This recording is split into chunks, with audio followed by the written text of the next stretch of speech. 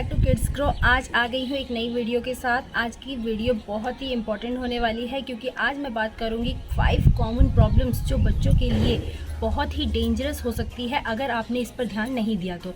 Every parents को इस बारे में पता होना चाहिए, इसलिए ये वीडियो आपके लिए बहुत ज़रूरी है और बहुत हेल्पफुल होने वाली है। वीडियो को एंड तक ज़रूर देखना क्योंकि पाँचों पॉइंट बहुत ज़्यादा ज़रूरी है क्योंकि गर्मियाँ इतनी ज़्यादा पड़ने लग गई है। इसके बाद क्या होता है, गर्मियों में ही सारी बीमारियाँ जो होती है अपनी पकड़ मजबूत बनाती है, सिर्फ बच्चों पर ही नहीं बड़ों पर भी, क्योंकि बच्चे बीमारियों को बोल नहीं सकते कि हमें ये प्रॉब्लम हो रही है। इसलिए हमें पहले से ही उनके प्रति सतर्क रहना बहुत ज़्यादा ज़रूरी है।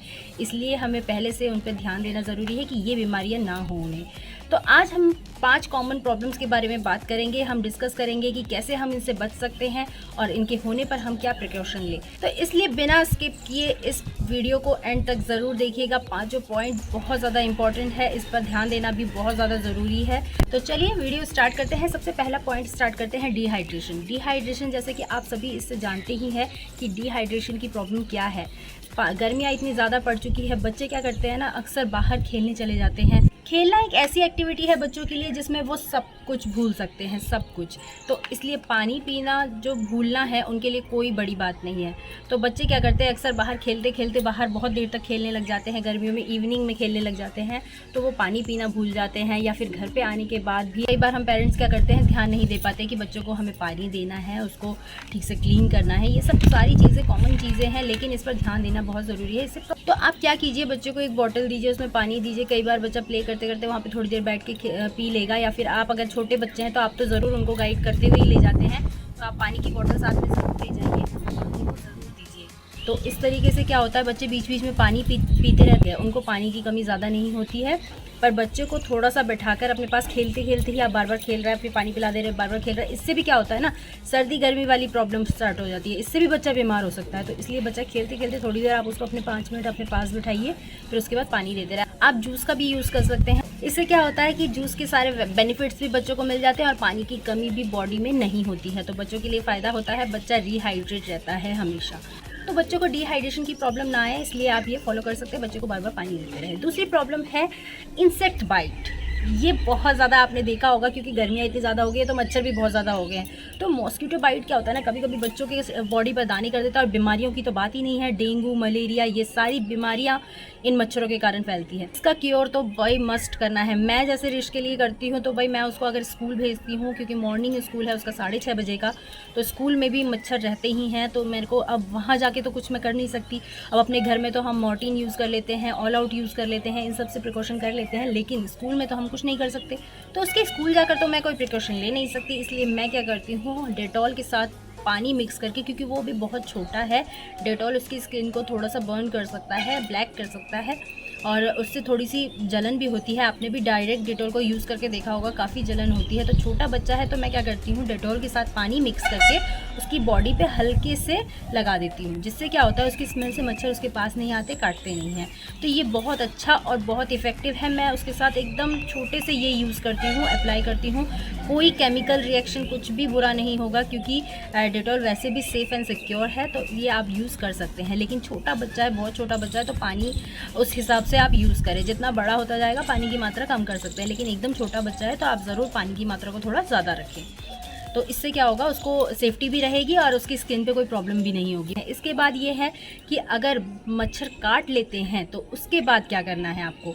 अगर मच्छर काट लेता है उसके बाद, जैसे मैंने अपने डॉक्टर से पहले इसके बारे में बात की थी, तो मुझे डॉक्टर ने एक ट्यूब प्रोवाइड की थी, तो वो मैं स्क्रीन पे दिखा दे रही हूँ, आप वो यूज़ भी कर सकते हैं। और अगर आप लोग चाहे तो अपने डॉक्टर से कंसल्ट करके कोई भी इसके लिए एक ट्यूब ले सकते हैं। कई बार देखा जाता है कि एक रोल ऑन आता है, वो भी बच्चों के कपड़े पे यूज़ किया जाता है, उससे भी इफेक्ट हो सकता है, पर मेरे को यहाँ पे मिला नहीं, इसलिए मैं वो यूज़ नहीं करती हूँ। अगर आप लोगों को मिलता है, अच्छा लगता है, तो आप लोग यूज़ करके देख सकते हैं। पहले देख लें, एक बार खुद पे भी ट्राई करके देख लें, उसके बाद बच्चों को दें, तो वो आप कर सकते हैं। क्योंकि वो बच्चों की बॉडी पे भी नहीं लगाना होता, कपड़ों पे लगाना होता है, पर उसकी स्मेल कैसी होती है मुझे उसके बारे में कोई आइडिया नहीं है, इसलिए मैंने कंफर्म नहीं किया। तो इसलिए आप लोग उसे ट्राई करके देख सकते हैं, रोल ऑन को। वो भी मॉस्किटो से बचाता है। बाकी दूसरे भी कई तरीके के कीटनाशक होते हैं, उससे भी सेफ़ रहना ज़रूरी है।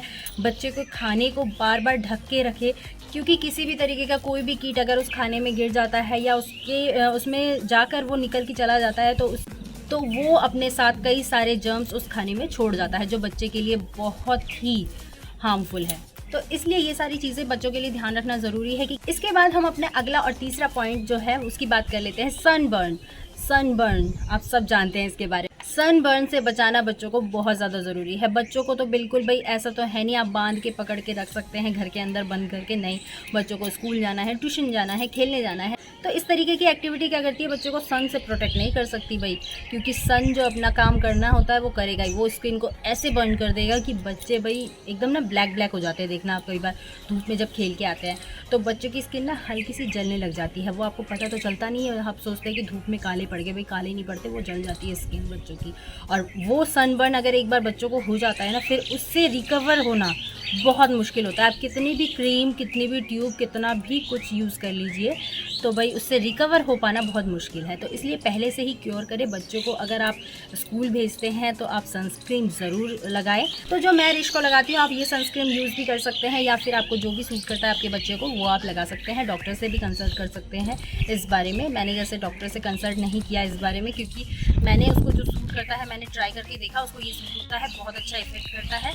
तो जब भी मैं उसको स्कूल भेजती हूँ या खेलने जाता है वो बाहर, या फिर जैसे घर पे भी कभी कभी वो खेलता है, खेलने की ज़िद करता है, तो मैं उसको ये सनस्क्रीन अप्लाई कर देती हूँ, जिससे क्या होता है कि सन से प्रोटेक्ट देता है। बहुत ही अच्छा और बहुत ही इफेक्टिव है। मैं कौन सा सनस्क्रीन लगा रही हूँ वो मैं स्क्रीन पर दिखा दे रही हूँ। आपको जो भी सूट करता है आपके बच्चों को आप लगा सकते हैं। बहुत अच्छे अच्छे मार्केट में किड्स सनस्क्रीन अवेलेबल है। अब आप जो यूज़ करते हैं वो बच्चों को अप्लाई बिल्कुल भी ना करें, क्योंकि बच्चों की स्किन पर हार्श हो सकते हैं। इसके बाद चौथे प्रॉब्लम की बात कर लेते हैं। तो क्या है चौथा पॉइंट जो हमारा है वो है रैशेज़ का। रैशेज़ आपने देखे होंगे, क्या होता है कि बच्चे बाहर गर्मी में खेलते तो उनकी जो ये जो बैंड वाले पोर्शन है, जो बैंड करते हैं हम हाथ का, ये जो पोर्शन होता है हमारा, तो यहाँ पे पसीने होने लग जाते हैं, गर्दन पे कभी कभी पसीने होने लग जाते हैं, कमर पे होते हैं, क्योंकि जो हमने कपड़े पहने होते हैं उस वजह से। तो बच्चा जब बाहर खेलने जाता है या फिर बाहर से कहीं से आता है, स्कूल से आता है, तो क्या होता है ना, गर्मी की वजह से, उन पसीनों की वजह से ना उसके रैशेस शुरू हो जाते हैं। वो जब ईचिंग करता है, देखना आप बीच बीच में ईचिंग करता होगा, तो वहाँ पे रेड रेड सा होने लग जाता है। तो रेड रेड क्या होता है, उसमें छोटे छोटे दाने ज़रूर होते हैं, लेकिन वो हमें दिखते नहीं हैं।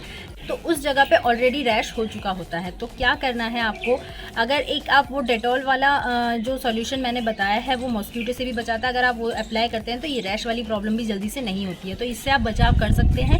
इस रैशेस से कैसे बचा जाए, तो इसके लिए सबसे पहले आपको ध्यान रखना है, बच्चे को कोई भी ऑयल बेसिस प्रोडक्ट जो होते हैं वो गर्मियों में यूज़ नहीं करना है। किसी भी तरीके का लोशन यूज़ नहीं करना है, क्योंकि बच्चों को वो सूट भी नहीं करता जल्दी से गर्मियों में, और उससे भी रैशेस होने के चांसेस रहते हैं। किसी भी तरीके का ऑयल बेस्ड प्रोडक्ट बच्चों के साथ यूज़ ना करें। बच्चों को कोशिश करें कि कॉटन के कपड़े गर्मियों में ज़रूर यूज़ करें। वो बहुत ही अच्छा होता है, स्मूथ होता है, सॉफ्ट होता है, बच्चों के लिए बहुत ही आरामदायक होता है। बच्चे उससे बहुत कंफर्ट फील करते हैं। और एक और बात आप ध्यान रख सकते हैं, बच्चे को कोशिश करें बहुत ज़्यादा धूप में खेलने के लिए। इतना भाई खेलना ज़रूरी नहीं है, जितना हो सके कोशिश करें बच्चे को ठंडे प्लेस में रखिए। बच्चा जितने ठंडे प्लेस पे रहेगा उतनी ही उन सब बीमारियों से वो बचा रहेगा। बच्चे को पानी बार बार देते रहिए, उनको ठंडे प्लेस में रखिए। कोई ज़रूरत नहीं है धूप में खेलने बच्चे को भेजना ही है, इतना एक्टिव बनाने की कोई ज़रूरत नहीं। आप मॉर्निंग और इवनिंग का टाइम यूज़ करें, वो बहुत अच्छा होता है गर्मियों में। इसी के साथ रैश के साथ मैं एक और प्रॉब्लम बता देती हूँ। घमौरियाँ जो होती है, छोटे छोटे रेड रेड स्पॉट हो जाते हैं और दाने निकल आते हैं फिर उस पर से, तो ये भी बच्चों को बहुत ज़्यादा हो जाती है। छोटे छोटे एकदम बेबी बॉर्न उसके बाद भी बच्चे को ये वाली प्रॉब्लम हो जाती है। तो इससे भी बच्चा बहुत परेशान रहता है। उसको, अब छोटा बच्चा है वो खुजली तो कर नहीं सकता, लेकिन जब उसकी घमौरियाँ स्टार्ट हो जाती है ना, इस तरीके की छोटे छोटे रेड स्पॉट्स आ जाते हैं, दाने आ जाते हैं, तो क्या होता है उसको ईचिंग की प्रॉब्लम आने लग जाती है। अब वो ईचिंग नहीं कर सकता, इतना छोटा बच्चा, उसको नहीं पता ईचिंग कैसे करना होता है, मुझे क्या करना है, तो वो ना बस रोता रहता है। तो कई बार पेरेंट्स सोचते हैं क्यों रो रहा है, क्या प्रॉब्लम हो गई इसको, तो इस वजह से भी हो सकती है। तो इसलिए आप कोशिश करें पहले से उसको क्योर करने की। बच्चे के जो रूम का टेम्परेचर है वो हमेशा आप ठंडा रखिए। और घमौरिया या रैशेज कोई बहुत खतरनाक बीमारी तो है नहीं, ये सिर्फ और सिर्फ इसलिए होते हैं, कई बार क्या होते हैं पसीने की वजह से पोर्स, जो बच्चों के जो बॉडी पोर्स है वो बंद हो जाते हैं, वो क्लोज होने की वजह से वो दानों के रूप में बाहर निकल आते हैं। सिर्फ इतनी ही प्रॉब्लम है, लेकिन सोल्यूशन ज़रूरी है, क्योंकि छोटे बच्चे हैं वो बोल नहीं सकते और उनको सिर्फ प्रॉब्लम ही होती रहती है, तो सिर्फ रोते रहते हैं। तो उस रोने से तो भाई पेरेंट्स वैसे ही परेशान हो जाएंगे, इसलिए सॉल्यूशन बहुत ज़्यादा ज़रूरी है। पांचवा जो सबसे ज़्यादा ज़रूरी और इम्पॉर्टेंट है, जो गर्मियों के लिए तो भाई बहुत इंपॉर्टेंट है, क्योंकि पानी की कमी से ये बीमारी हो सकती है। गर्मियों में इसकी बहुत ज़्यादा प्रॉब्लम्स देखने को मिलते हैं। अब जैसे डिहाइड्रेशन है, जो मैंने पहले पॉइंट में बताया ही है, उसके बाद कॉलेरा है, टाइफाइड है और डायरिया, जो कि बच्चों में बहुत ज़्यादा देखने को मिलता है और बच्चों को इतना कमज़ोर बना देता है कि वो रिकवर नहीं कर पाते। भाई पानी की कमी वाली प्रॉब्लम्स का एक वीडियो मैंने बना रखा है ऑलरेडी, वो आप ज़रूर देखिए कि गर्मियों में बच्चों को क्या क्या फूड प्रोवाइड करें जिससे उनको पानी की कमी ना हो। मैं आई बटन पर उसका लिंक दे रही हूँ। अगर अब तक आपने नहीं देखा है तो इस वीडियो को ज़रूर वॉच कर लीजिएगा। आई बटन पर क्लिक करके आप वो वीडियो देख सकते हैं कि बच्चों को गर्मियों में क्या क्या फूड दे सकते हैं जो पानी की कमी को पूरा करता है। पर बीच बीच में बच्चों को पानी देते रहिए। अब इससे ये जो बीमारियाँ होती है ना, बच्चों के लिए बहुत खतरनाक हो सकती है। भाई एक बात और ध्यान रखिए पानी के बारे में, बच्चे को बॉइल्ड पानी पिलाएं। मतलब अब ये नहीं कि गर्म उबलता हुआ पानी बच्चों को पिला देना है। भाई बच्चे को क्या करना है, जब बच्चा न्यू बॉर्न के बाद, वैसे तो 6 महीने तक की ब्रेस्ट फीड पर डिपेंड रहता है, लेकिन जब उसके बाद हम उसको धीरे धीरे पानी देना शुरू करते हैं तो हमेशा ही आपको शुरू में बच्चे को बॉइल्ड वाटर देना है। आप पानी को कम से कम 10-15 मिनट तक बॉयल कीजिए, फिर 10 मिनट तक तो एटलीस्ट कीजिए। 10 मिनट तक बॉयल करने के बाद उसको ठंडा करके अच्छे से छानकर बच्चों को आप दे सकते हैं। और ये पानी आप कम से कम 5 से 6 साल तक बच्चे को ज़रूर दें, क्योंकि गर्मियाँ जब स्टार्ट हो जाती है तो ये पानी वाली प्रॉब्लम, पानी अगर बच्चों को आप नहीं देंगे और बॉइल्ड वाटर नहीं देंगे तब भी बच्चों को प्रॉब्लम हो सकता है, क्योंकि वो पानी जो हम पी रहे हैं, हम बड़े जो पी रहे हैं, वो बच्चा उसको ना ठीक से डाइजेस्ट नहीं कर पाता।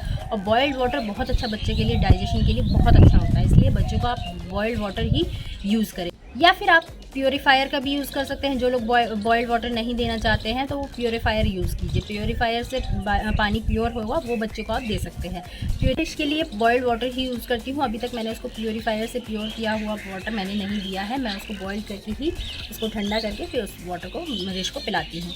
तो ये भी बहुत कॉमन चीज़ें हैं, लेकिन ध्यान रखने वाली चीज़ें हैं। तो ये सारी चीज़ें थी आज जो आपको बहुत अच्छे से ध्यान रखना है। गर्मियाँ स्टार्ट हो चुकी है, गर्मियाँ स्टार्ट होने के बाद जस्ट ये सारी बीमारियाँ पकड़ बनाती है अपनी, तो इसलिए बच्चों पर इनकी पकड़ ना बनने दें। आप पहले से ध्यान रखिए इन सब चीज़ों का और क्योर लीजिए बच्चों की। तो चलिए वीडियो को यहीं पे एंड करते हैं। अगर आपको मेरी वीडियो अच्छी लगती है तो मेरी वीडियो को लाइक ज़रूर कीजिएगा, दूसरों के साथ शेयर ज़रूर कीजिएगा, जिससे दूसरों को भी हेल्प मिल सके। और मेरे चैनल पर नए हैं तो सब्सक्राइब ज़रूर कीजिएगा।